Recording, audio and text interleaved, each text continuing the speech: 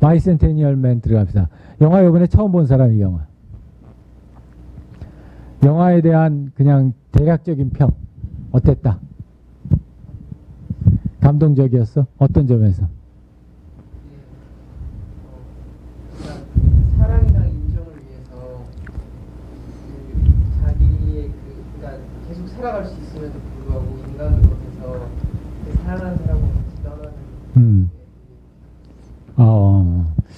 그래 나도 그 부분이 참 말도 안 된다고 생각하면서도 참 슬프긴 하더라. 또요.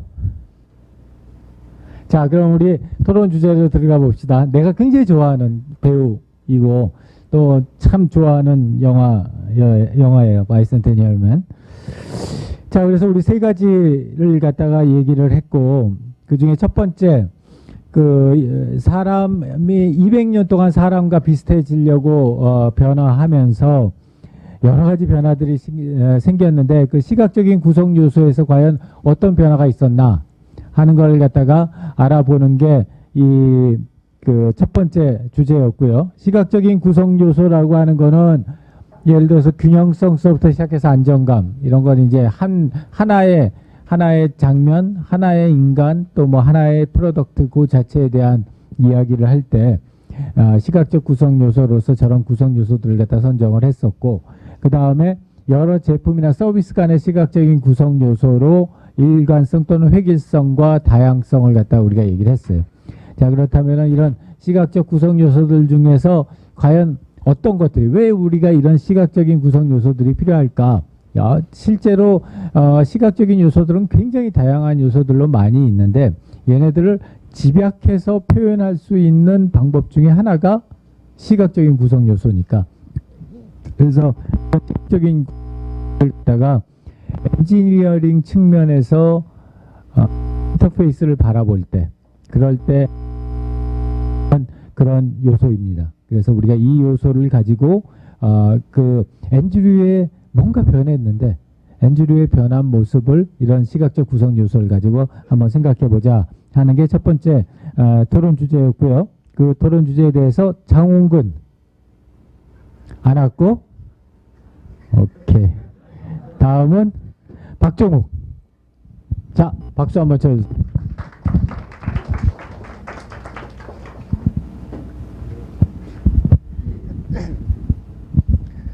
저는 앤드류가 사람처럼 변한 얼굴에서 과연 시각적인 요소가 어떻게 변했는지를 봤는데요.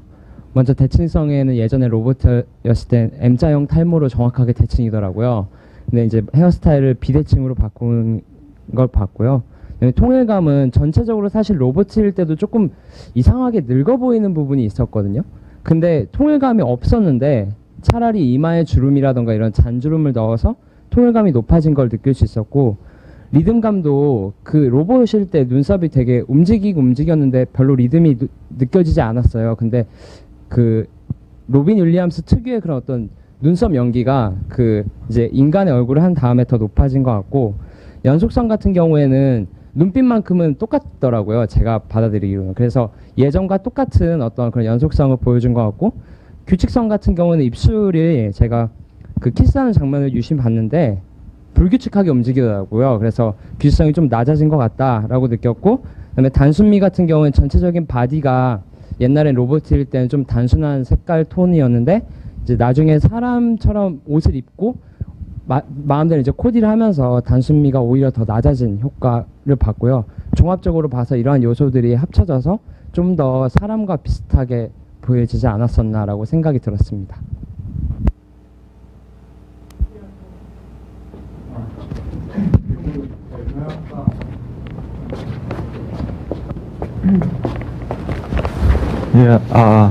예, 안녕하세요. 발표 잘 들었고요. 경영학과 안성주입니다.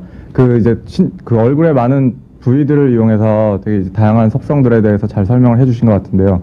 저 같은 경우는 이제 그 질문이 아니라 약간 코멘트 같은 느낌으로 사실 코에 대한 것도 좀 생각을 해봤거든요. 근데 사실 이제 로봇의 코는 이제 좌우가 물론 대칭이 딱 되어 있고 정확한데 그 이제 얼굴 성형을 해주는 장면에서 약간 이제 그 완벽하지 않은 것이 진짜 인간의 개성을 확실하게 나타내준다 그런 장면이 있었던 걸로 보고 사실 또 이제 로빈 윌리엄스 사진을 보면 실제로도 약간 코가 로봇일 때랑 비교해서 완전히 대칭이 되거나 이렇게 완벽한 모양의 코가 아닙니다. 근데 그런 것들도 사실 그 통일성이나 이런 뭐 연속성, 규칙성에서 약간 벗어나는 그런 것들을 이제 코어를 좀 통해서 표현을 해주셨으면 좀 더 이제 그 좋은 내용이 되었을 것 같다고 코멘트를 드리고 싶습니다. 네, 감사합니다.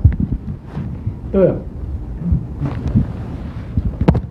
안녕하세요. 그 세부적인 디테일 분석한 게 정말 좋았다고 생각하는데 그 로봇일 때랑 사람일 때랑 가장 큰 차이를 생각해 보면 로봇일 때도 눈, 코, 입이 다 있잖아요. 근데 가장 큰 차이는 저는 그 살갗의 유무라고 생각했었거든요. 그런 메탈 소재에서 사람이 가지는 그런 살이 더 입혀진 게 가장 크고 획기적이고 중요한 변화라고 생각했는데 왜 그 부분은 빼놓으셨는지 궁금합니다.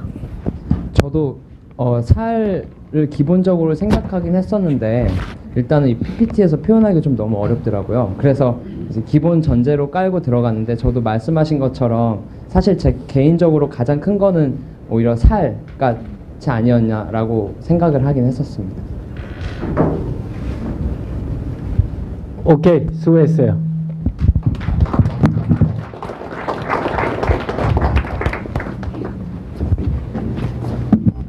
자, 보면은 세이는 그 두 가지 그 조건으로 획일성과 다양성 가지고서 가장 큰 차이가 생겼다라고 얘기를 해줬고, 그 다음에 승현이는 형태 플러스 색상, 형태 플러스 색상 플러스 알파가 되면서 사람에 가까워졌다라고 얘기를 해줬고, 그 다음에 진영이 상우는 눈빛, 아까 눈빛은 안 변했다 그랬는데 눈빛은 또 우리 상우는 변했다 얘기를 했어요. 그래서 변한 사람과 안 변한 사람은 아마 시각의 차이에 따라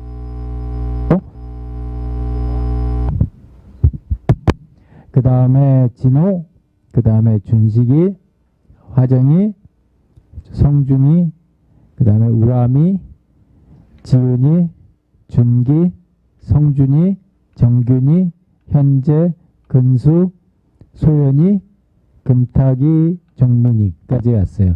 자, 우리가 이걸 갖다 쭉 보면서 드는 느낌은 됐다 그러네.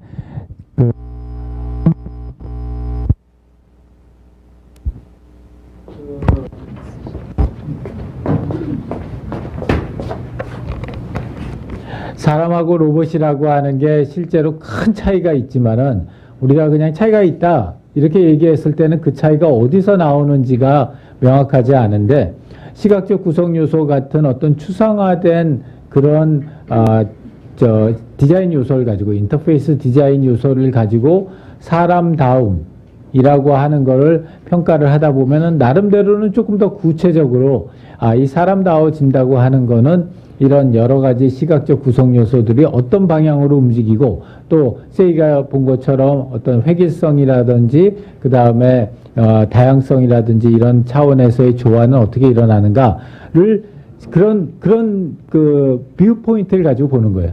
우리가 뭐 아주 디자인 트레이닝을 많이 받아서 우리 화정이처럼 하도 오랫동안 받아서 디자이너인 사람은 이런 그 프레임워크가 굳이 필요 없을 수도 있지만은 디자인 트레이닝을 받지 않은 사람들이 어떤 디자인을 보고서 그거에 대한 견해를 갖기는 쉽지 않거든요. 그렇기 때문에 그런 걸 위해서는 이런 그 추상화된 어떤 틀을 자기가 가지고 그 틀에 따라서 인터페이스를 바라보는 게 우리 같은 비전문가들한테는 큰 도움이 된다고 볼 수 있어요. 자, 두 번째, 인상이나 개성 측면에서도 큰 변화를 가져오는데 이제 이거는 그렇게 변화되어진 외형 때문에 사람들에게 미치는 영향 중에서 이제 인상이나 개성들이 있죠. 그러면 이제 그런 인상이나 개성에 가장 큰 변화를 가져온 요소는 무엇이었을까? 그래서 우리가 인상이라고 하는 거는 지난 시간 얘기했던 것처럼 이렇게 한 6가지의 차원들로 나누어 볼 수 있고 또 개성이라고 하는 것도 이런 3가지의 세부적인 차원들로 나눠 볼 수 있다면은 이것도 아까하고 마찬가지예요. 우리가 어떤 대상을 갖다 사람이라고 하는 대상 또는 어떤 물건이라고 하는 대상을 봤었을 때 어떤 뷰 포인트로 어떤 그 우리의 사고를 가지고 그 대상을 갖다 볼 거냐 하는 그 프레임워크를 갖다 여러분이 가졌으면 하는 거예요. 그래서 우리 영화상에서는 배민경. 안 왔지? 저기 둘이 항상 왔는데 안 왔어. 배민경이 안 왔고, 그 다음에 이선희. 자, 박수 한번 쳐주세요.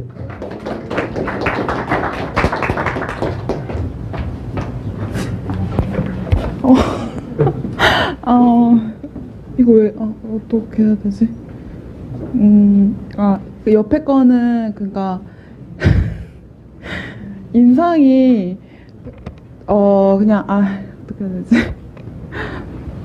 그니까 로봇에서 완전 사람이 됐잖아요. 되게, 그냥 말 그대로예요.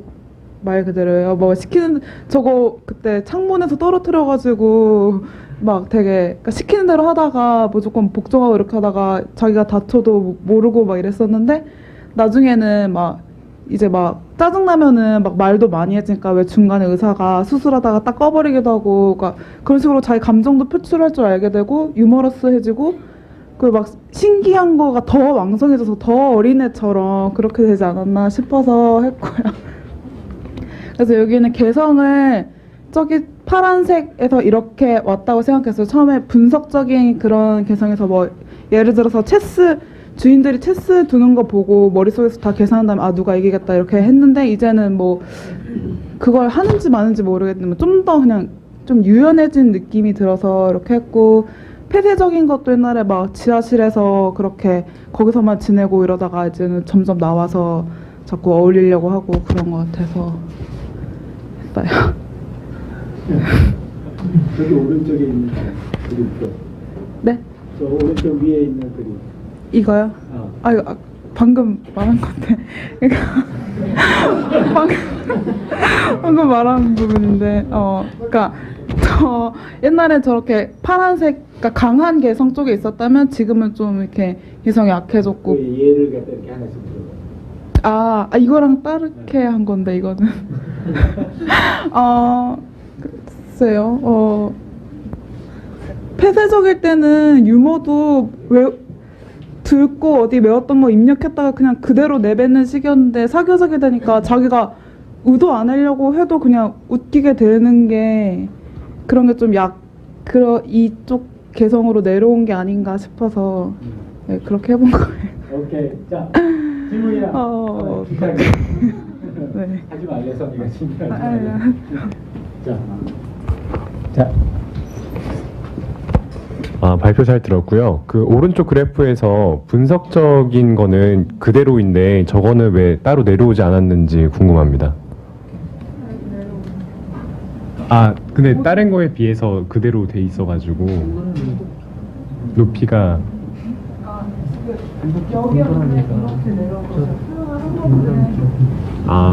별 상관은 없는 거예요?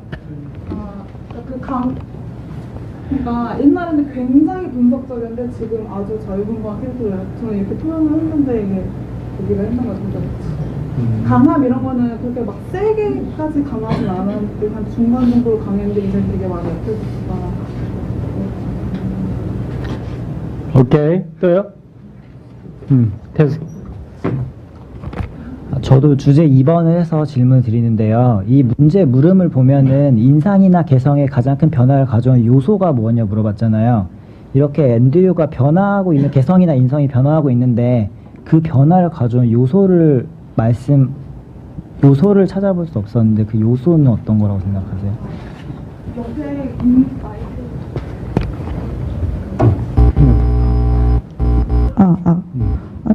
인상은 제가 뭐 고급스러운 뭐 대중스러운 뭐 밝음 뭐 있는데 그거는 일일이 안 하긴 했어요. 그냥 시간이 그냥 거꾸로 간 듯한 그냥 인상이다. 그냥 어려진 인상 그냥 이렇게 한 거고 옆에는 이게 개성의 그 요소들이거든요. 원래 강한 개성에서 약한 개성은 좀 이렇게 분석하기 쉬운데 인상도 할만 할 수 있는데 교수님이 너무 막 다 일일이 세세히 하면 싫어하셔서 이번에 그냥 이렇게 대충 그냥 거꾸로 한다. 그렇게 하면 지금 이 질문의 포인트는 왜 개성만 하고 인상은 안 했냐가 아니라 개성을 저렇게 바꾸게 만들었던 인터페이스적인 요소는 뭐가 있었겠느냐. 그 질문이었지. 인상이 지금 다 일일이 제가 생각은 안 나는데, 그러니까 인상은 잘 모르겠어요. 어떻게 하셨어요? 죄송해요. 오케이, 수고했어요. 자, 그 되게 우리 선이가 다른 숙제하느라고 지금 굉장히 멘붕 상태가 온 듯한 모습이어서. 자, 그래요. 지금 태승이가 얘기한 것대로 이제 여기에 있었던 이쪽 편에 있었던 이런 요소들 때문에 본인이 생각했었을 때 이런 인상이라고 하는 게 이렇게 밑에 쪽으로 많이 내려왔다라고 판단을 한 거겠죠. 그래서 이런 특히 이제 인상하고 개성 중에서 특히 개성이라고 하는 게 사람에 대한 인상이다 보니까 우리 로봇을 갖다 의인화하면서 그런 사람으로서의 인상을 갖다가 바라보는 점들이 많았던 것 같아요. 자, 그 다음에 한재 열심히 잘 인상적인 차원에서 열심히 잘 분석을 해줬고, 그 다음에 윤경이, 혜연이, 태승이, 그 다음에 영근이, 육규, 민지, 인영이, 영진이, 신니,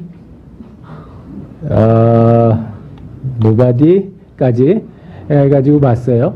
자, 그래서 이런 내용으로 보게 되면은 인상이나 개성이라고 하는 것도 우리가 그냥 개성 그래 버리면 상당히 굉장히 추상적인 그런 개념인데, 그걸 갖다 이런 세부적인 요인들로 나누고 그 뷰 포인트에서 로봇을 바라보게 되면은 로봇이 가지고 있는 인터페이스적인 요소를 조금은 더 구체적으로 우리가 분석할 수 있다라는 거가 두 번째 주제이고요.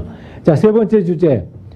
앤드류가 변화하는 과정을 보면은 시각적인 것 말고도 청각이나 촉각적인 변화도 상당히 많이 일어났는데, 이러한 변화들 중에서 현재 우리 주위에 있는 로봇들에도 적용할 수 있는 건 뭐겠느냐. 그래서 우리가 수업 시간에 기존에 있었던 여러 가지 시각적인 디자인 요소들이 너무 많이 말하자면 과대하게 활용되었기 때문에 그러한 요소들을 우리가 조금 수월하게 만들어줄 수 있는 대체적인 요소들 해가지고 3D나 촉각이나 또는 청각적인 인터페이스 디자인 얘기를 했어요.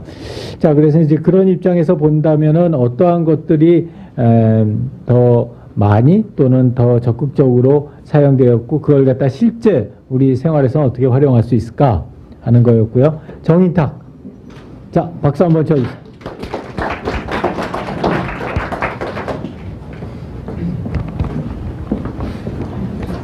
네. 저는 앤드류가 처음부터 이제 변화하는 모습을 보면서 촉감을 가진 게 가장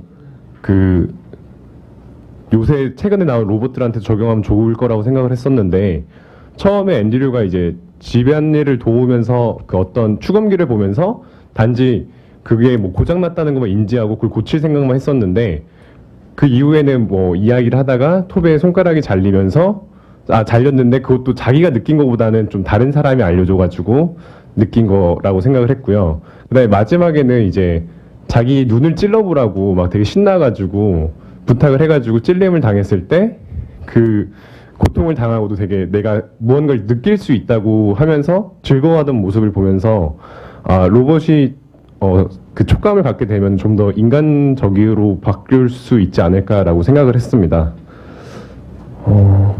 그래서 현대 로봇들이 이제 현재는 그 감각을 느낄 수 없는데 만약에 촉감을 느낄 수 있게 된다면은 지금은 이제 하지 못하는 더 정밀한 작업들을 할 수 있을 것 같고요. 그리고 가장 인상 깊었던 게 앤드류가 자기가 촉감을 갖게 되면은 하고 싶은 게 사랑하는 사람과 이렇게 사랑을 나누는 거라고 했었는데, 그런 촉감까지 가능하면은 저번에 AI에서 봤던 지골로조까지도 이제 가능하지 않을까라는 생각을 했었습니다. 오케이. 자, 질문. 먼저.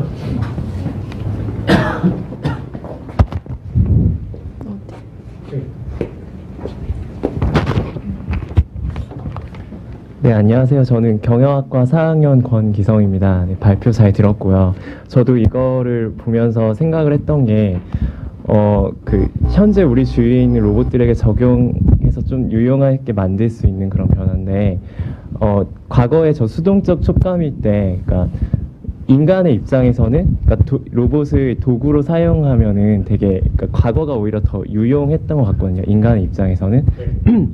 나중에 저 앤드류가 능동적 촉감을 가지게 됐을 때는 이제 인간이 이렇게 로봇을 도구로 이용하는 대상이 아니라 그러니까 주체가 되잖아요. 그래서 저 만약에 이런 능동적 촉감들을 로봇이 가지게 되면은 인간의 입장에서 그런 로봇을 도구로 사용할 때 어떤 더 정밀한 작업이라든가 그런 더 유용성이 있을지 혹시 생각하신 거 있으면, 그러니까 저기 정밀한 작업을 뭐 할 수 있을 것이다, 사용할 수 있을 것이다라고 써주셨는데 그런 혹시 예시나 이런 걸 생각해 보세요. 지금 엔드류 같은 경우는 그 다른 로봇들과 좀 다르잖아요. 개성이 있어서.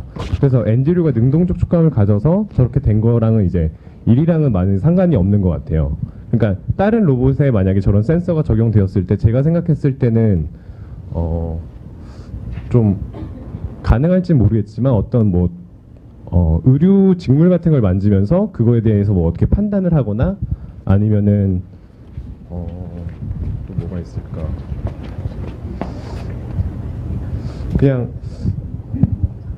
저도 그렇게 많이 생각해 보진 않았는데, 그러니까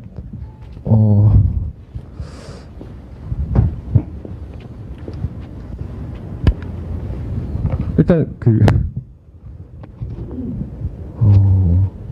이게 어려운 근데 지금 정확히 어떤 일을 할 수 있을지가 궁금하신 건가요? 네, 그거 인간 입장에서는 네.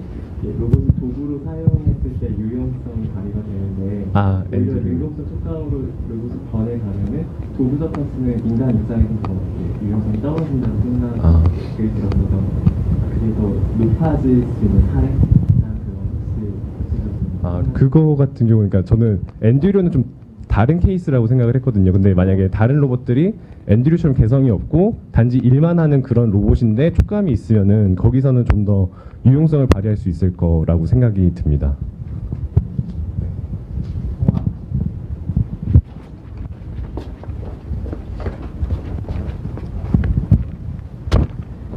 네, 안녕하세요. 교육학과 이동하고요. 저는 아까 질문 그에 대해서 약간 이런 것도 가능하지 않을까 생각을 해봤는데, 아무튼 시스템 특성에 따라서 수동적 촉감이나 능동적 촉감 이것도 다 로봇에 적용을 할 수 있을 거라고 생각을 해요. 가령 능동적 촉감의 경우에는 제가 알기론 간호학과 친구들이 그 실습을 하기 전에 서로 친구들 팔에 주사 꽂는 그런 식으로 미리 연습을 한다고 들었는데, 만약 그거 대신에 진짜 능동적 촉감을 가진 로봇이 있다면은 주사 놓는 연습을 가능하는 어떤 그런 시스템이 될 수 있지 않을까 생각을 해봤고요.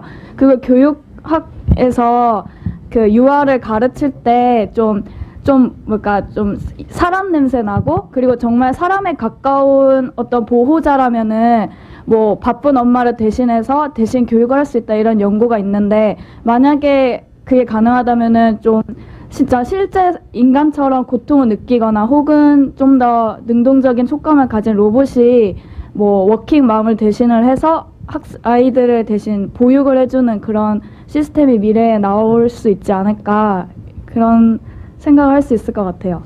저도 그거를 생각해서 그 러브 이즈 터칭이라는 용어를 쓴 것도 이제 사람이 되게 외로울 때 뭔가 안고 싶고 껴안고 싶고 그런데 거기서 자기가 원하는 촉감도 느낄 수 있고 거기에 체온까지 느낄 수 있으면 좋을 것 같아서 나중에 그런 로봇이 나오면 좋을 것 같다는 생각했었습니다.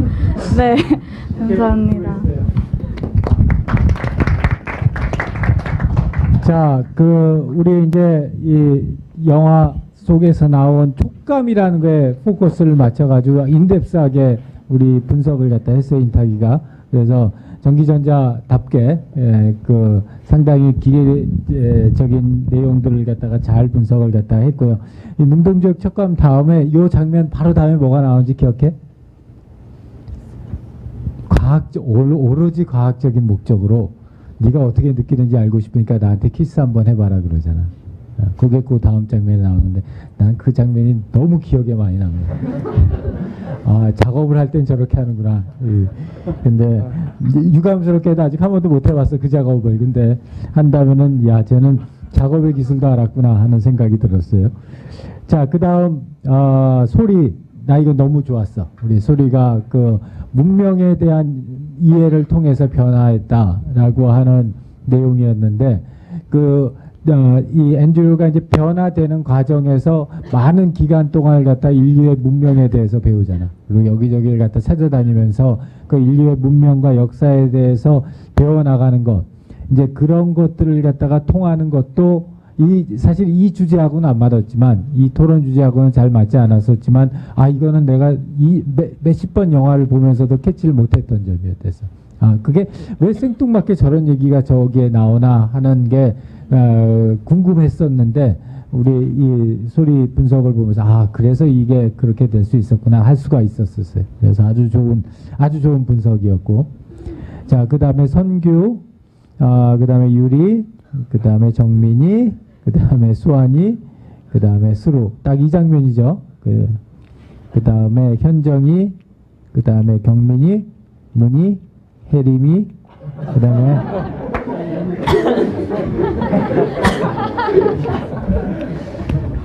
자, 한 학기 동안 초지일간으로 우리에게 웃음을 안겨준 진성의 학교 때 우리 큰 박수 한번 쳐주세요. 인간에 대한 나 정말 인간에 대한 이해 아주 나 100% 동감하는 인간에 대한 이해를 통해서 그런 변화가 가능했겠죠. 전반적으로 봐서는 또 인간을 이해하고 싶어하는 마음, 그런 것들을 통해서 이런 3D나 촉각이나 청각보다도 더 중요하게 이러한 것들이 더 큰 모티베이션이 되지 않았는가 하는 생각이 들어요. 내가 가끔가다 그런 질문들을 많이 받아요. HCI 공부하려면 어떻게 해야 됩니까? UX 공부하려면 어떻게 해야 됩니까? 이런 얘기들을 갖다 많이 듣는데, 그럴 때 그런 얘기를 첫 번째죠. 인간에 대한 배려, 인간에 대한 이해, 이러한 것들이 HCI를 연구하는데 가장 중요한 밑거름이 된다. 이제 그런 의미에서 우리 수업 시간뿐만이 아니라 수업 외에 하는, 예를 들어서 동양고전 같은 것도 한 학기를 갖다 하면서 내가 받은 중점적인 레슨은 우리 동양의 고전들도 결국에 쭉 들어가야 되면 인간 본성에 대한 이해라는 걸 갖다 가장 중요한 테마로 가지고 있더라고. 그래서 모든 학문들이 안으로 들어갈수록 그 인간에 대한 이해와 배려라고 하는 게 가장 중요한 키워드가 된다라는 생각이 들었습니다. 자, 거기까지 해가지고 영화 토론을 마치고요. 그 다음에 주제 토론으로 가서 주제 토론은 세 가지 시각 이외의 세 가지 요소들에 대해서 각 팀에서 효과적으로 사용된 사례, 이게 왜냐하면 전부 다들 최근 사례들이 많기 때문에, 근데 아쉽게도 아쉬운 건지 아니면은 그 현상을 보여주는 건지는 모르지만은 청각 인터페이스는 한 팀도 안 냈어. 아깝다. 너무 안타까워. CD도 있고 꽤 많은데 청각 인터페이스는 한 팀도 안 내고 3D하고 촉각에 특히 촉각에 많이 편중됐어요. 그래서 왜 그랬을까 하는 생각이 들었는데, 일단 3D 같은 경우에는 이런 인터페이스 디자인의 요소들을 갖다 설명을 했고, 그거에 대해서 가장 팀은 어벤져스.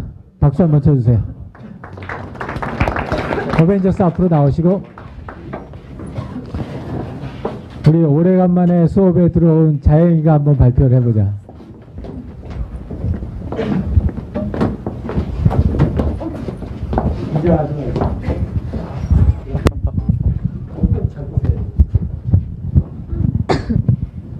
네, 저희 조는 리비라는 프로덕트를 선정을 했는데요.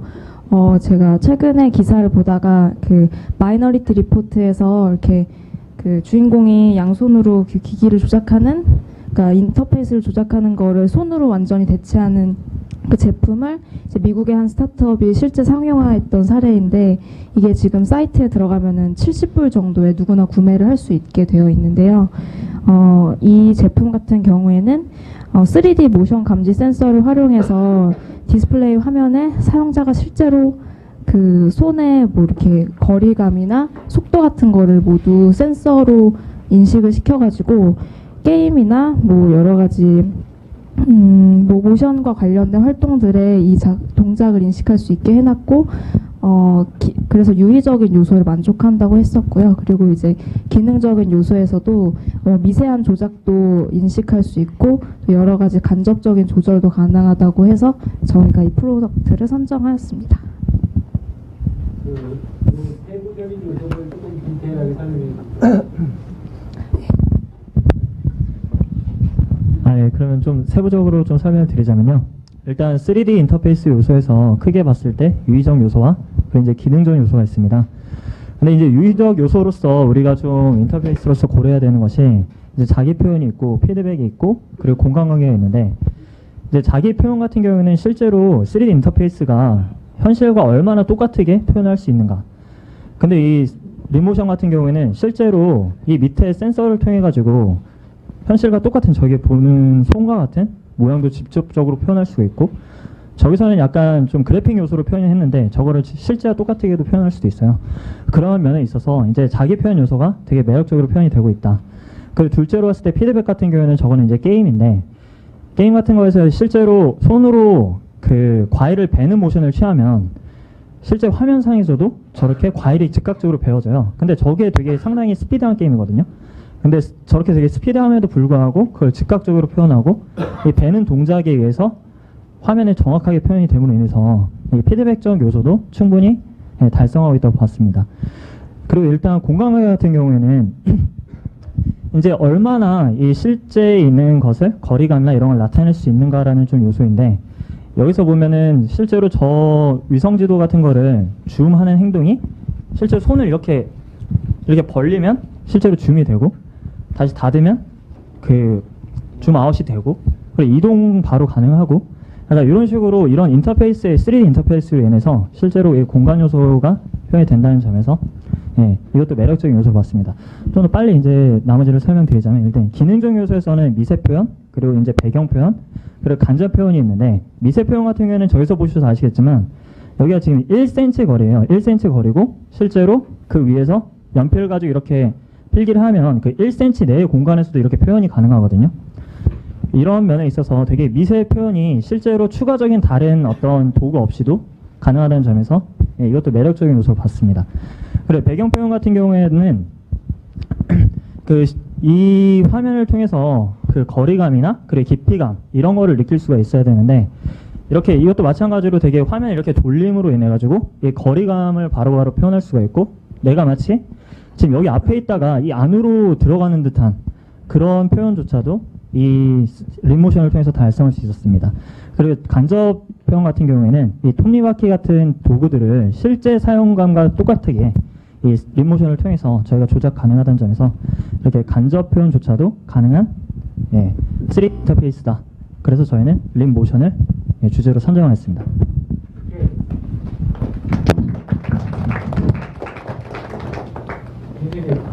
네, 경영학과 황준식입니다. 저도 마이너리티 리포트 인터페이스에 굉장히 관심이 많아서 이 수업을 듣게 됐는데요. 이거 관련해가지고 테드에도 비슷한 영상이 있었던 걸 제가 기억을 하는데, 그 회사에서 나온 제품은 아닌 것 같아서 혹시 저 제품은 언제 시장에 나왔고 또 실제적으로 사용자 반응이 어떤지 되게 좀 개인적으로 궁금해서 여쭤보고 싶은데요. 그리고 또 이제 그 유의적 요소랑 기능적 요소가 있는데, 저 제품은 그냥 아무 컴퓨터 기기에 연결하면 바로 사용할 수 있는지, 혹은 실제 사용할 때 어떤 불편함이나 그런 게 있지는 않은지 알고 계시면. 그러니까 질문을 두 가지신 것 같은데요. 일단 첫째가 저런 다른 서비스는 없는지, 다른 디지털 제품 없는지 라는 측면과, 그리고 둘째로는 이게 사용하는 데 있어서 다른 추가 도구 없이도 사용할 수 있는지, 그 두 가지 맞으시죠? 네, 뭐. 네. 저희가 솔직히 이제 먼저 저도 정확히는 모르겠는데 이제 이 제품이 출시된 지는 6개월이 안 된 걸로 알고 있고, 신제품에 속하는 제품으로 알고 있고요. 테드에서 보신 것도 이렇게 공간에서 이렇게 3D로 조작하는 거였나요? 그거는 뭔지 모르겠는데, 립모션.org인가 그 사이트가 구글에서 립모션이라 검색하면 공식 사이트가 나와서 그 추가적인 정보는 거기서 얻으실 수 있습니다. 그러면은 6개월 됐는데 아직 그 소비자들이 어떤 전반적으로 뭐 굉장히 혁신적인 그 인터페이스다 혹은 뭐 아직 사용하는 데는 좀 불편한 면이 있다라는 거는 아직은 없는 건가요? 그가 사이트에서 예약 구매 신청을 할 수 있는 것까지는 제가 기억을 하는데 사용자한테 실제로 딜리버리가 됐는지는 제가 기억이 못 하겠고요. 그래서 피드백을 받는 시점이 됐는지는 잘 모르겠습니다.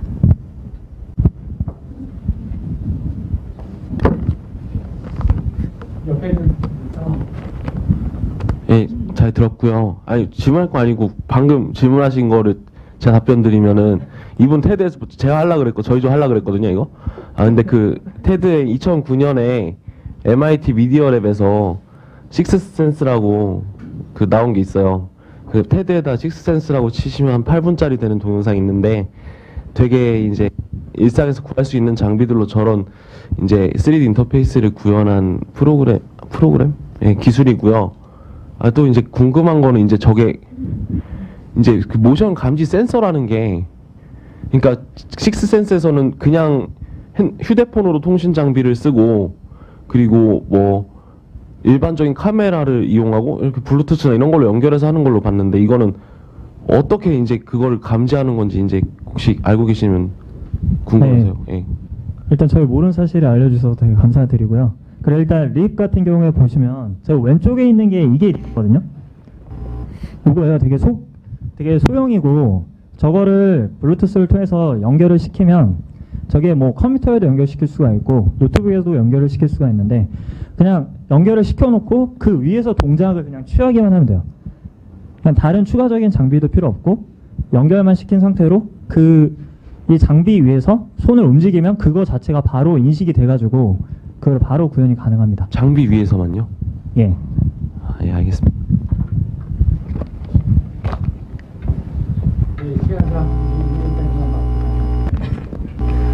예, 저는 그 사람과 기계 그 디스플레이 사이에서 이렇게 중간 연결을 해주는 저런 프로그램으로 이제 지금 많이 쓰는 게 터치스크린 많이 쓰잖아요. 근데 제가 그쪽에서 이제 일을 해보니까 그 터치스크린이라는 것도 이제 단순한 기기 문제보다는 소프트웨어에서 이걸 어떻게 처리하냐가 문제였던 것 같은데 그 사람들이 많이 쓰는 제스처 뭐 줌인, 줌아웃, 로테이션 이렇게 프레셔 이런 거 몇 개 있잖아요. 그러면은 저런 것도 서비스가 굉장히 많이 나온 걸로 알고 있는데 이 서비스는 그러면 어떤 제스처들을 인식을 하고 만약에 뭐 제스처에 제한이 없다면은 뭐 어떤 기능을 하는지 알고 싶습니다. 사실 지금 말씀하신 뭐 특정 기능이나 아니면 소프트웨어적인 측면으로는 저희가 그렇게 조사된 바는 없어요. 네, 그래서 그거에 대한 정확한 답변을 좀 드리기는 어려울 것 같은데 실제로 저기서 이제 서비스에서 이제 이런 것들이 구현 가능하다라고 표현하는 데 있어서는 아까 말씀하셨던 줌인이나 줌아웃 그리고 로테이션 그리고 프레스 이런 기본적인 기능들은 다 구현을 하고 있는 걸로 알고 있습니다. 오케이, 수고했어요. 자, 그래서 팀에서는 립 나 꼭 한번 사봐야 되겠어. 그 가격도 별로 안 비싼 것 같고 해가지고 한번 사봤으면 하는 생각이 있고요. 그 다음 팀에서는 우리 아주 그 일반적으로 많이들 얘기하는 저 세컨 라이프 이게 거의 망했는데 그래도 그 아직까지 이거 이렇게 언급해주는 팀이 있다는 거 거의 망했는데 그건 너무 아깝지. 사실은 상당히 좋은 서비스인데 그 상당히 이노버티브 했었는데 너무 아쉬워요. 자, 그 다음에는 하츠네 미쿠짱 예.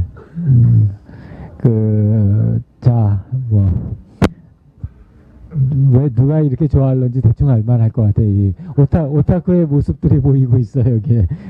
자, 그 다음에 청각 인터페이스는 우리 넘어가고, 그 다음에 촉각 인터페이스는 6개 팀이 했어요. 그래서 촉각 인터페이스, 이런 다양한 촉각 인터페이스가 능동적, 수동적, 시각적 촉감이 있다라는 걸 했고, 가장 대표적인 케이스로 시끄럽죠? 박수 한번 쳐주세요. 앞으로 나오시고. 누가 발표를 할까? 아니야. 네가 자원하는 거 아니야.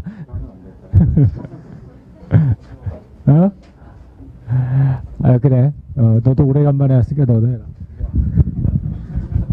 네, 안녕하세요. 시끄럽죠 정영근입니다. 네, 저희 촉각 인터페이스 제가 발표하는 건요. 그 CGV의 엘리베이터 앞에 설치되어 있는 이거 나오는 거 맞나요? 터치 스크린인데요. 이게 광고인 걸, 그러니까 제가 낚이고 말씀드리는 건데, 처음엔 광고인 걸 제가 몰랐어요. 간단히 설명을 드리면, 앞에 처음에 이마를 만져주세요 하고, 그 어린 아이가 떨고 있는 애니메이션이 있어요. 그러면 이제 사람들이 궁금해서 한 번씩 이마를 만져주거든요. 그러면은 아이가 부들부들 떨고, 다음에 화면이 감기 왔다면 팡콜 이렇게 바뀌는 감기약 광고예요.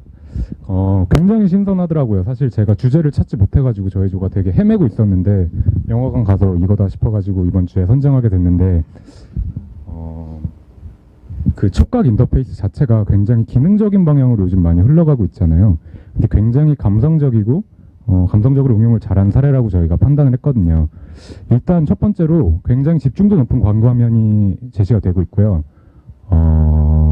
위치적으로도 굉장히 좋습니다. 그러니까 그 밖에다 그냥 설치를 했으면 사람들이 무시하고 지나쳤을 텐데 엘리베이터 앞에 있거든요. 사람들이 상영관으로 이동해야 할 때 반드시 거쳐야 기다려야 하는 곳이기 때문에 사람들의 호기심을 충분히 자극해주고 있고요. 그리고 능동적인 촉감으로 사람들이 터치스크린에 손을 접촉하게 되고요. 그리고 아픈 아이라는 메타포가 연결되면서 광고적으로 굉장히 높은 효과를 제시해주고 있었고, 이거는 그리고 사실 의도했던 효과는 아닌 것 같아요. 근데 그 화면이 뜨겁잖아요. 그래서 정말 만지면 아이가 열이 나는 것처럼 뜨거운 느낌이 들어요. 그렇게 되고 짧은 시간에 환자를 걱정스러워하는 상황이 굉장히 연출이 되기 때문에 그 광고 수용자로서 굉장히 이제 충분한 상황적인 연출이 된다고 해야 될까요? 그런 효과가 있었기 때문에 그 효과적으로 사용자가 굉장히 적극적으로 참여하게 되고 그리고 디지털 기기와 교감하게 되는 효과가 있었고요. 그리고 두 번째로서는 감기약 광고에 최적화된 감성을 불러일으키게 되면서 굉장히 인터랙티브한 광고를 할 수 있는, 그래서 일방적인 광고가 아니라 정말 쌍방으로 소통할 수 있는 광고로서의 효과를 극대화했다고 저희가 판단할 수 있었습니다. 감사합니다.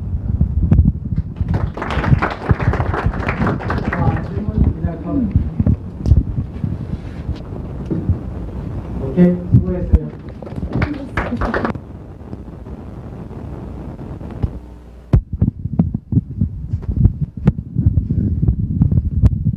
우리가 촉각에 대한 얘기를 갖다가 하면서 지금 우리 얘기했던 것처럼 너무 기능적이고 또는 상당히 기계적인 하이테크적인 그런 생각들을 갖다가 촉각을 얘기를 하면 많이 하게 되는데, 그걸 갖다가 이런 그 로우테크이고 상당히 단순하지만 감성적인 요소를 자극하는 그런 방법으로 사용했던 좋은 사례인 것 같아서 사실 난 이런 게 참 좋아요. 어떤 거냐면 너무 막 하이테크적이고 너무 복잡하고 너무 기계적인 게 아니더라도 우리가 가지고 있는 아주 단순한 그 기제를 통해서 사람들에게 그만한 효과를 낼 수 있는 것, 그런 것들을 지나친 하이테크보다 더 선호해요, 나는. 그리고 아마 HCI 하는 사람들도 많은 사람들이 그런 것들을 갖다 좀 더 적극적으로 발휘해 내려고 노력을 갖다 합니다. 자, 그 다음에 두 번째는 우리 하이마트로 가져도 아주 좋았어요.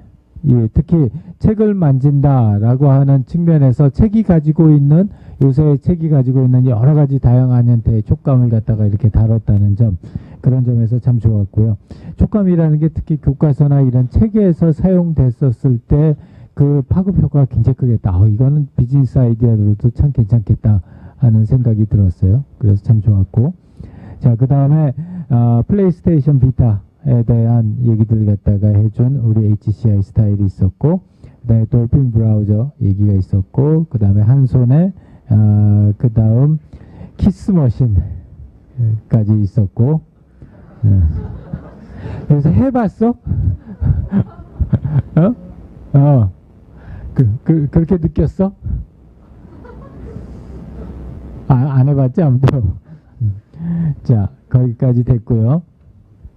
그래서 우리가 전반적으로 이런 시각뿐만이 아니라 촉각이나 청각을 이용한 인터페이스를 적극적으로 활용할 수 있는 방안, 그걸 통해서 새로운 비즈니스 모델이 만들어질 수 있는 가능성이 높지 않는가 하는 생각을 했습니다.